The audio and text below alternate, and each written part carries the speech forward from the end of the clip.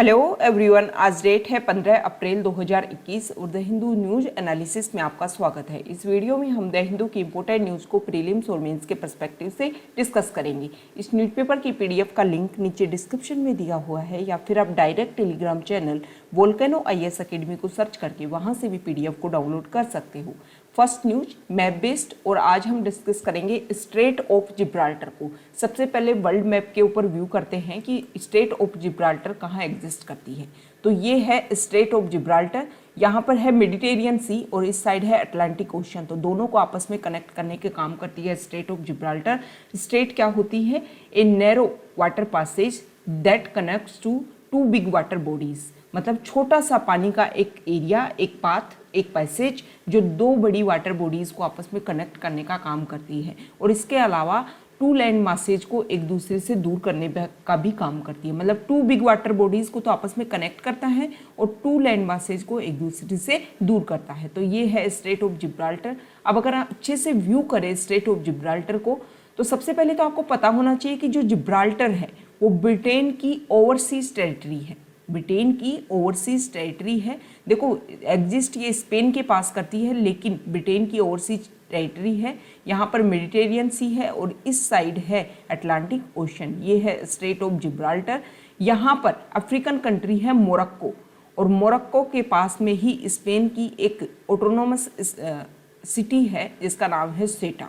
तो ये ध्यान होने चाहिए। देखो, ऐसे पूरे वर्ल्ड में छोटे छोटे आइलैंड्स हैं जो किसी दूसरे देश के ही अंडर है। जैसे रीयूनियन आइलैंड किस कंट्री के अंडर आता है, ये आपको नीचे कमेंट बॉक्स में बताना है। तो ये हमने स्ट्रेट ऑफ जिब्राल्टर के बारे में देखा। देखो, स्ट्रेट ऑफ जिब्राल्टर जो है वो काफ़ी इंपॉर्टेंट है। एक तरीके से जो हमारे एशिया के थ्रू जो ट्रेड होता है और उसको हम रेड सी से मेडिटेरियन सी, सुएज कैनाल के थ्रू कनेक्ट करते हैं, और फिर इस मेडिटेरियन सी के द्वारा स्ट्रेट ऑफ जिब्राल्टर से होकर के हम अटलांटिक ओशन, और अटलांटिक ओशन से हम नॉर्थ अमेरिका, साउथ अमेरिका तक अपनी पहुंच बनाते हैं। इसके अलावा इस मेडिटेरियन सी के थ्रू ही हम जो यूरोप है वहाँ तक भी हमारा ट्रेडिंग हो पाता है। तो पूरे वर्ल्ड में काफ़ी इंपॉर्टेंट रोल प्ले करता है मेडिटेरियन सी। क्लाइमेट के आधार पर भी काफ़ी इंपॉर्टेंट रोल प्ले करता है मेडिटेरियन सी। आगे आने वाले जो नेक्स्ट वीडियोज होंगे उनमें हम अच्छे से डिस्कस करेंगे। स्टार्टिंग में जो हम पॉइंट लेते हैं वो इस तरीके से लेते हैं कि प्रीलिम्स में या स्पेसिफिक वन वर्ड टाइप जो आपके क्वेश्चन है एग्जाम्स में, जहाँ पर सिर्फ आपको टिक मार्क या फिर जो सर्किल है वो ब्लैक करने होते हैं, MCQ टाइप जो क्वेश्चन होते हैं उनको आप सोल्व कर सको। ये हमारा फर्स्ट न्यूज़ का एक फाउंडेशन है कि इस तरीके से आप धीरे धीरे अगर डेली हम एक न्यूज ऐसे डिस्कस करेंगे तो पूरे 1 ईयर में आप 365 डेज तक 365 न्यूज़ ऐसे ही कंप्लीट कर लोगे, जो आपके एग्जाम के पॉइंट ऑफ व्यू से काफ़ी इंपॉर्टेंट है। अब हम द हिंदू की जो इंपॉर्टेंट न्यूज़ है उनको डिस्कस कर लेते हैं। First news, viral tracker. इस आर्टिकल में हमारे इंडिया में जो कोविड-19 के केसेस बढ़ रहे हैं उनको एक ग्राफ के थ्रू, एक इंडेक्स के थ्रू दिखा रखा है कि कल हमारे इंडिया में लगभग 2 लाख के लगभग नए केसेज आए, और इसके अलावा जो महाराष्ट्र स्टेट है वहाँ पर सबसे ज़्यादा एवरेज केसेज हैं। 262% पीक वहाँ पर देखने को मिल रहा है। इसके अलावा छत्तीसगढ़ में 373% पीक देखने को मिल रहा है। गुजरात में 325% पीक देखने को मिल रहा है। मतलब महाराष्ट्र से भी ज़्यादा पीक, ज़्यादा केसेज की जो संख्या है वो यहाँ पर बढ़ रही है। लेकिन सबसे ज़्यादा केसेज कहाँ है? महाराष्ट्र में। एवरेज डेथ की बात करें तो छत्तीसगढ़ में डेथ जो है वो ज़्यादा बढ़ रही हैं। महाराष्ट्र में एवरेज जो डेथ है वो 70% पीक देखने को मिला है।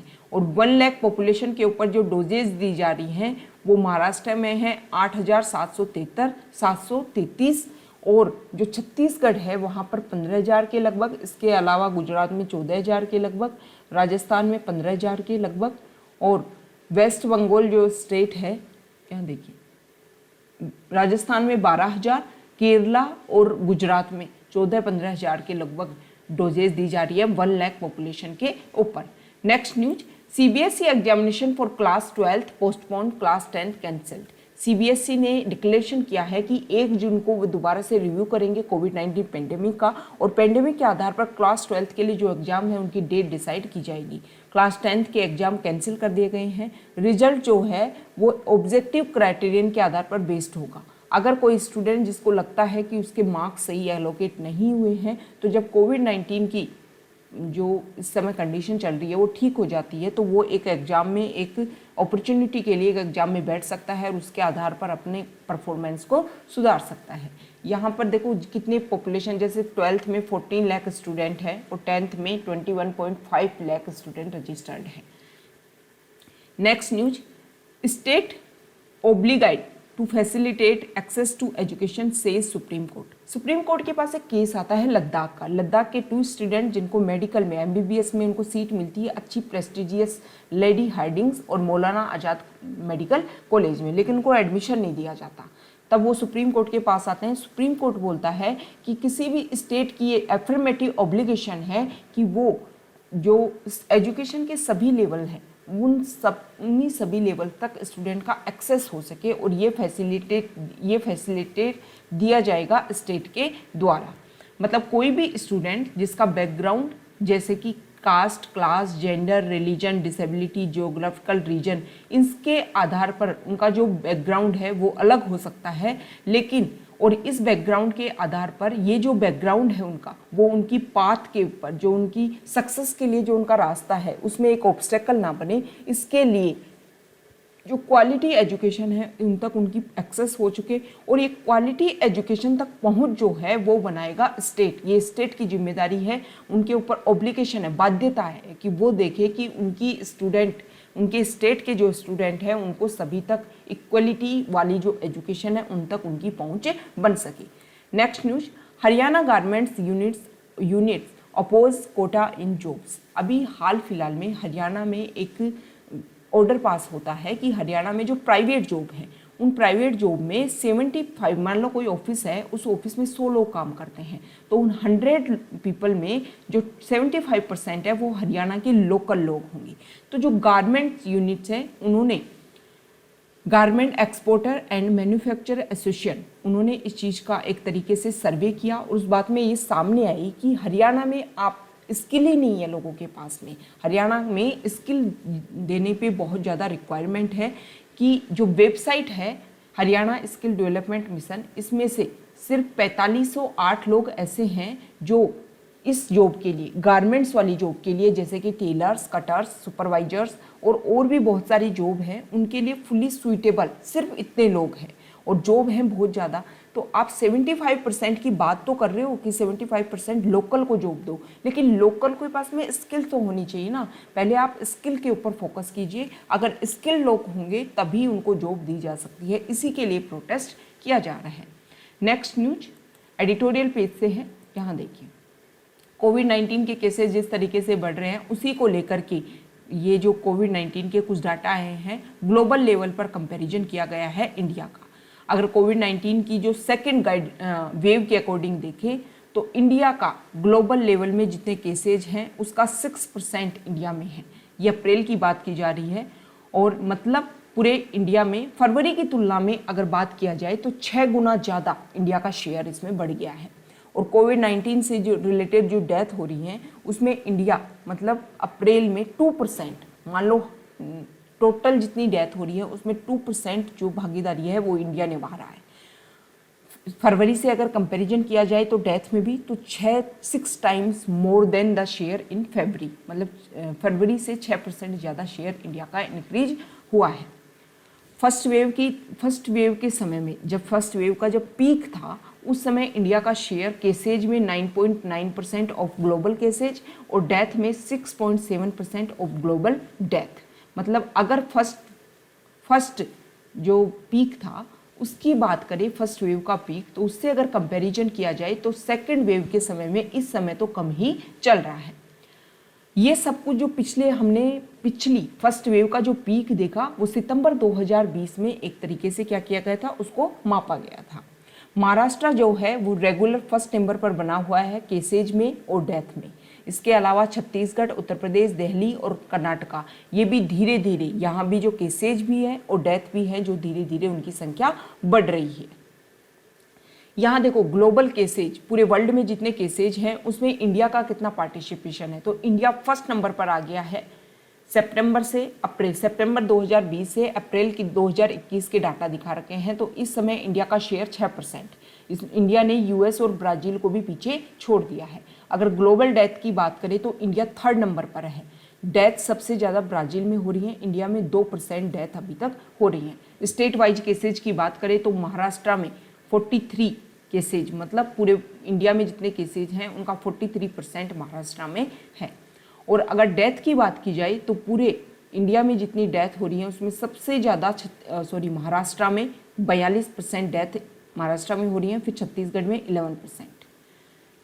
तो ये हमने कोविड-19 से रिलेटेड जो इम्पोर्टेंट डाटा है उनको देखा। नेक्स्ट न्यूज यहाँ देखिए, India Russia committed to S-400 deal envoy. India और रशिया में कल भी हमने डिस्कस किया था कि S-400 जो मिसाइल सिस्टम है उसके लिए कमिटेड हैं और दोनों ने बोल दिया है कि हम ये जो मिसाइल सिस्टम है उसको इंडिया में लाया जाएगा और रशिया इस चीज़ को देगा। पहले ही कॉन्ट्रैक्ट साइन हो चुका था। प्रॉब्लम देखो, कौन देश किस चीज़ से क्या खरीद रहा है, इसको किसी से क्या प्रॉब्लम होनी चाहिए। प्रॉब्लम है यूएस के कार्टसा एक्ट के अकॉर्डिंग। कार्टसा एक्ट में ये बोला गया है कि अगर कोई भी देश यूएस के विरोधी देश से मिसाइल सिस्टम खरीदता है तो उस देश के ऊपर, जिसने मिसाइल सिस्टम खरीदा है, जिसने वेपन्स खरीदे हैं यूएस के विरोधी देश से, तो उस देश के ऊपर यूएस सैंक्शंस लगा सकता है। जैसे यूएस ने पहले चाइना के ऊपर सैंक्शंस लगा दिए हैं और अभी हाल फिलहाल में टर्की के ऊपर भी सैंक्शंस लगा दिए क्योंकि उन्होंने मिसाइल डिफेंस सिस्टम रशिया से खरीदा था। तो अभी जब वहाँ के यूएस के एनवॉय हमारे इंडिया में आए तब उनसे पूछा गया था कि भाई S-400 इंडिया खरीदेगा तो आप क्या उनके ऊपर सैंक्शंस लगाओगे। तो यूएस ने बोला था कि देखो अभी खरीदा नहीं गया है, जिस दिन डिप्लॉय हो जाएगा इंडिया में S-400 मिसाइल सिस्टम उस दिन डिसीजन लिया जाएगा कि इंडिया के ऊपर सैंक्शन लगाए जाएं या फिर नहीं लगाए जाएं। Hope India reviews stand on pacts. Singapore के फॉरेन मिनिस्टर जो हैं वो हमारे इंडिया में एक तरीके से जो रायसीना डायलॉग चल रही है उसमें वर्चुअली उन्होंने पार्टिसिपेशन किया और उसमें उन्होंने इस रायसीना डायलॉग में उन्होंने बोला कि India RCEP regional comprehensive economic partnership और इसके अलावा और भी जो एग्रीमेंट हैं जैसे कि CPTPP, ये जो एग्रीमेंट है इनके ऊपर, या फिर ट्रांस पैसिफिक पार्टनरशिप, ठीक है, successor of the trans Pacific partnership, इन सबसे इंडिया ये जो रीजनल कोऑपरेशन है ट्रेड को लेकर के, इनके ऊपर इंडिया कोशिश करेगा। और अगर इंडिया इन ट्रेड पैक्ट्स के ऊपर आता है तो बहुत ही अच्छा होगा साउथ एशिया को लेकर के और साउथ ईस्ट एशिया को लेकर के। अगर हम RCEP की बात करें तो नवंबर 2020 में फोर्स में आया था और इंडिया ने इससे अपने हाथ पीछे खींच लिए थे। इस RCEP एग्रीमेंट में 10 तो आसियान मेंबर्स हैं और इसके अलावा ASEAN nations China, Japan, South Korea, Australia and New Zealand, ये सब इसमें शामिल हैं। CPTPP ये जो successor of the trans Pacific Partnership, मतलब पहले ये पार्टनरशिप थी, अब उसका नया रूप, नया जो रिफॉर्म आया है वो इस रूप में आया है। Which the US withdrew from, US ने इससे हाथ पीछे खींच लिए हैं। इसमें आसियान के कुछ कंट्रीज हैं इस पार्टनरशिप में, जिसमें Singapore, Brunei, Malaysia and Vietnam, ठीक है। और इसके अलावा Australia, New Zealand, Japan, Canada, Mexico and Chile and Peru, ये सारे कंट्रीज मिलकर के इन्होंने ये पार्टनरशिप बनाई है। तो सिंगापुर ने बोला है कि इंडिया को इन पैक्ट्स पे आना चाहिए, काफ़ी इंपॉर्टेंट रोल प्ले करेंगे। इंडिया को देखो RCEP से तो सबसे बड़ी प्रॉब्लम ये थी कि रीजनल कॉम्प्रिहेंसिव जो ये पार्टनरशिप प्रोग्राम है इसमें चाइनीज जो गुड्स है वो एक तरीके से RCEP के तहत यहाँ पर आएगा, किसमें, आसियान कंट्रीज में, और जो मेंबर कंट्रीज है वहाँ पर, और वहाँ से इंडिया में इसको क्या किया जाएगा, ट्रांसपोर्ट किया जाएगा। तो एक तरीके से हम जो आत्मनिर्भर भारत हमारी जो स्कीम चला रहे हैं, इंडिया को एक तरीके से हम आत्मनिर्भर बनाने की, सेल्फ डिपेंडेंट बनाने की कोशिश कर रहे हैं, उसमें हम सक्सेस नहीं हो पाएंगे। इसके अलावा न्यूजीलैंड और ऑस्ट्रेलिया के जो बहुत सारे इंडस्ट्री हैं वो भी इंडिया को इफेक्ट कर सकते हैं। इसीलिए RCEP को लेकर के इंडिया ने विड्रू कर लिया था, इंडिया ने इसको लेकर के।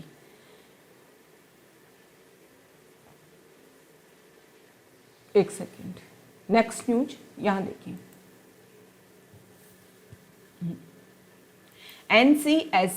NCSC starts online portal for complaints. NCSC क्या है, national commission for schedule caste. उन्होंने ऑनलाइन पोर्टल लॉन्च किया है बुधवार को। इसके चेयरमैन है विजय सैंपला। उन्होंने कि कोई को अगर किसी को भी शेड्यूल कास्ट के लोगों को परेशानी है और उनको कोई कंप्लेंट है तो वो ऑनलाइन अपनी जो परेशानी है उसको सबमिट कर सकते हैं। तो अगर हम national commission for schedule caste के सारे बेसिक फैक्ट्स को अगर हम देखें तो स्टार्टिंग की अगर बात करें, जब हमारा कॉन्स्टिट्यूशन बना था तो उसमें आर्टिकल 338 मतलब 338 के तहत कॉन्स्टिट्यूशन में बात की गई थी कि एक कॉन्स्टिट्यूशनल बॉडी बनाई जा सकती है national commission for schedule caste के लिए। दूसरी तरफ जो national commission for women, national commission for minorities, national commission for backward classes, NHRC, ये सारी जो हैं वो स्टेचुरी बॉडी हैं, मतलब उनको एक एक्ट ऑफ द पार्लियामेंट के तहत उनको बनाया गया है। तो सबसे पहली बात तो क्या क्लियर हुई कि NCSC national commission for schedule caste एक कॉन्स्टिट्यूशनल बॉडी है। शुरुआत में बात करें तो आर्टिकल 338 के तहत कॉन्स्टिट्यूशन में बोला गया कि एक स्पेशल ऑफिसर को आप अपॉइंट कर सकते हो, किसके लिए, जो शेड्यूल कास्ट और शेड्यूल ट्राइब की जो भी मैटर्स है उनको इन्वेस्टिगेट कर सके, और ये जो अपॉइंट किया जाएगा वो प्रेसिडेंट को अपनी रिपोर्ट देगा। 1978 की बात है, गवर्नमेंट ने एक non statutory multi member commission for SC और ST के लिए अपॉइंट कर दिया, लेकिन और इसमें मतलब दोनों में शुरुआत में एक बॉडी बनाई गई जिसके तहत SC और ST दोनों की कंप्लेंट्स को सुना जा सके। 1987 में गवर्नमेंट ने इसको मॉडिफाइड किया और कमीशन का नाम चेंज करके कर दिया national commission for SC and ST। Last में 65 कॉन्स्टिट्यूशनल अमेंडमेंट एक्ट आया 1990 में, उसमें एक high level multi member national commission for SC and ST बनाया गया। तो आपको सबसे पहले तो ये ध्यान होनी चाहिए कि ओरिजिनल में SC और ST के लिए अलग अलग बोर्ड नहीं थे, एक ही कमीशन हुआ करता था। अब 89 कॉन्स्टिट्यूशनल अमेंडमेंट एक्ट 2003 की बात है, उसमें बाइफर्केशन कर दिया जाता है और दो कमीशन बना दिए जाते हैं, national commission for ST and ST, और दोनों को दो सेपरेट बॉडी के नाम से बना दिया जाता है। नेशनल कमीशन फॉर SC आता है आर्टिकल 338 के तहत और national commission for schedule tribes मतलब NCST आता है आर्टिकल 338A के तहत। अब ये 2004 में लगभग दोनों सेपरेट बॉडी होगी। इनमें एक चेयरपर्सन होता है, एक वाइस चेयरपर्सन होता है और 3 अदर मेंबर्स में होते हैं। इन सबको अपॉइंट किया जाता है प्रेसिडेंट ऑफ इंडिया के द्वारा। नेक्स्ट न्यूज यहाँ देखिए, फॉरेन पेज से है। NATO to exist Afghanistan along with US। Context है, अफगानिस्तान में US ने अपनी डेडलाइन डिस्कस कर दी है कि वो 1 मई से पहले अपनी जो ट्रूप्स हैं उनको वहाँ से हटाने लग जाएंगे और लास्ट होएगा 11 सितंबर। 11 सितंबर जब उनके ऊपर अटैक किया गया था, जो US है उनके ऊपर टेररिस्ट हैं उनके द्वारा अटैक किया गया था, तो उन्होंने उसको डेडलाइन माना है कि उससे पहले लगभग जो US है अपने सारे ट्रूप्स को अफगानिस्तान से बाहर निकाल लेगा। तो नाटो जो अलायंस है, नाटो कंट्रीज़ के जो ट्रूप्स अफगानिस्तान में एग्जिस्ट करते हैं, उन्होंने भी बोला है कि हम भी US के साथ में ही अपनी आर्मीज़ को एग्जिट करवा लेंगे। अगर हम नाटो जो टर्म्स है उसके बारे में बेसिक फैक्ट्स को देखें तो नॉर्थ अटलांटिक ट्रीटी ऑर्गेनाइजेशन, ये जो ऑर्गेनाइजेशन है वो एक ट्रीटी है, नॉर्थ अटलांटिक ट्रीटी, उसके ऊपर इम्प्लीमेंट करता है, उस ट्रीटी को इम्प्लीमेंट करने की कोशिश करता है। ये जो ट्रीटी है वो 1949 में साइन की गई थी। इस नाटो का जो हेडक्वार्टर है वो बेल्जियम में है और इसका जो अलाइड कमांड ऑपरेशंस के लिए जो हेडक्वार्टर है वो बेल्जियम के दूसरे पार्ट मोन्स में है। शुरुआत में इसमें 12 मेंबर्स थे, लेकिन समय के साथ में इसमें बढ़ते गए और वर्तमान में 30 मेंबर्स इसमें हैं। 2020 में लेटेस्ट इसका मेंबर नॉर्थ मैसेडोनिया इसका मेंबर बना था 27 मार्च 2020 को। देखो जो नाटो है वो मिलिट्री अलायंस है, मतलब जो भी इसमें मेंबर कंट्रीज है वो कॉमन इश्यू के रूप में काम करते हैं। मान लो इस नाटो अलायंस के ऑर्गेनाइजेशन के किसी एक कंट्री के ऊपर अटैक करता है कोई दूसरा कंट्री, तो नाटो के जो सारे मेंबर है वो मानते हैं कि उनके खुद के ऊपर अटैक किया गया है। जो नाटो शुरुआत में बनाया गया था एक तरीके से US और जो वेस्टर्न यूरोप के जो कंट्रीज हैं उन्होंने मिलकर के नाटो को बनाया था ताकि रशिया को काउंटर किया जा सके। तो अफगानिस्तान के ऊपर जब US के ऊपर अटैक किया गया टेररिस्ट लोगों के द्वारा, तो उन्होंने माना, नाटो कंट्रीज ने सभी ने, कि एक तरीके से उनके ऊपर अटैक किया गया है और इसीलिए अफगानिस्तान में जो टेररिज्म पनप रहा था उसको काउंटर करने के लिए US ने वहाँ पर अपनी सेना को भेजा और साथ में जो नाटो एलीज हैं उन्होंने अपने ट्रूप्स को यहाँ पर भेजा। तो अब जो है जो नाटो ट्रूप्स हैं अफगानिस्तान में वो मेन फोकस कर रहे हैं कि अफगानिस्तान की जो सेना है, आर्मी है, उनको वेपन्स दिए जाएं, उनको एक तरीके से ट्रेन किया जाए। तो इसी के ऊपर अब इस समय फोकस किया जा रहा है, क्योंकि जब से यहाँ पर यूएस की सेना 2001 में यूएस का इन्वेजन हुआ है अफगानिस्तान में और जो नाटो ट्रूप्स आए हैं, तब से यहाँ पर जो अफगानिस्तान की सेना है उसको ज़्यादा जिम्मेदारी ना दे करके सभी जिम्मेदारी इन लोगों ने ले रखी थी। तो उनको ट्रेनिंग करने की आवश्यकता है, ट्रेन करने की आवश्यकता है, क्योंकि जैसे ही यूएस और नाटो एलीज यहाँ से बाहर जाएंगे तो तालिबान को काउंटर करने के लिए, तालिबान के साथ में स्टेबिलिटी और पीस को मेंटेन करने के लिए उनको ट्रेंड होने की ज़रूरत है। Next news, 60% enrichment in response to Israel terrorism says Iran. Iran के जो प्रेसिडेंट हैं हसन रूहानी, उन्होंने वेडनेसडे को एक डिसीजन लिया और उन्होंने बोला कि हम यूरेनियम का जो एनरिचमेंट है उसको 60% तक क्या करेंगे, इंक्रीज करेंगे। क्यों? क्योंकि अभी उनके जो नेटेंज में उनका एक न्यूक्लियर पावर प्लांट था, न्यूक्लियर प्लांट, उसके ऊपर अटैक किया गया। वहाँ पर अचानक से जो इलेक्ट्रिसिटी है उसकी सप्लाई बंद हो जाती है, जिसकी वजह से जो ईरान है उसने आरोप लगाए हैं इजराइल के ऊपर कि इजराइल ने साइबर अटैक किया ईरान के ऊपर और इसी से ये प्रॉब्लम वहाँ पर क्रिएट हुई। इस तरीके के अटैक से जो वहाँ के सेंट्रीफ्यूजेस थे जहाँ पर यूरेनियम को एनरिच किया जाता है, वो वाले प्लांट पर काफ़ी इफेक्ट हुआ है। अब ये यूरेनियम एनरिचमेंट होता क्या है? देखो, जो यूरेनियम 235 जिसका यूज किया जाता है न्यूक्लियर वेपन बनाने के लिए, अगर वो नेचुरली जो पाया जाता है उसमें बहुत कम परसेंट होता है, मतलब 0.7% नेचुरल यूरेनियम में यूरेनियम पाया जाता है। तो एक प्रोसीजर के तहत उस यूरेनियम 235 को एनरिच किया जाता है और जब उसको 90% तक उसमें यूरेनियम की मात्रा को बढ़ाया जाता है तब भी उससे न्यूक्लियर वेपन बनाए जा सकते हैं। तो ये होता है nuclear enrichment. Next news, Pakistan to ban radical Islamist party. Pakistan ने अपने यहाँ पर एक पार्टी थी उसको बैन कर दिया है अपने जो टेररिज्म एक्ट है उसके थ्रू। तो उस एक्ट के थ्रू जब उन्होंने टेररिज्म एक्ट के तहत उस पार्टी को बैन किया तो उनके जो सपोर्टर हैं वो रेगुलर प्रोटेस्ट कर रहे हैं, वो ये मान रहे हैं कि हम टेररिज्म को सपोर्ट नहीं करते थे। देखो, ये अच्छी बात है कि वहाँ पर टेररिज्म को बैन किया जा रहा है, लेकिन ये हो सकता है कि FATF financial action task force ने जो ग्रे लिस्ट में पाकिस्तान को डाल रखा है और अगर पाकिस्तान ने टेररिज्म को समय रहते हुए काउंटर नहीं किया तो हो सकता है कि वो ब्लैक लिस्ट में डाल दे।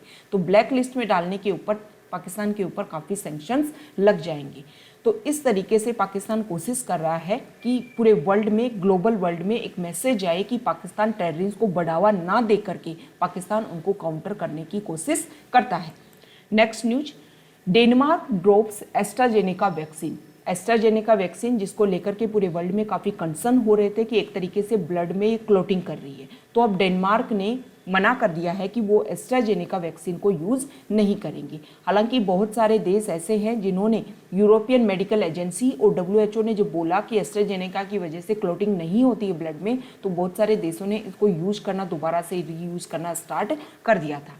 इसके अलावा जो जॉनसन एंड जॉनसन जो वैक्सीन है उसके ऊपर भी EMA नेक्स्ट वीक अपनी रिकमेंडेशन देगा और उसके बाद में डिसाइड किया जाएगा कि इस वैक्सीन को भी यूज़ किया जाए या फिर नहीं किया जाए। तो ये हमारा डिस्कशन था। Okay, thank you.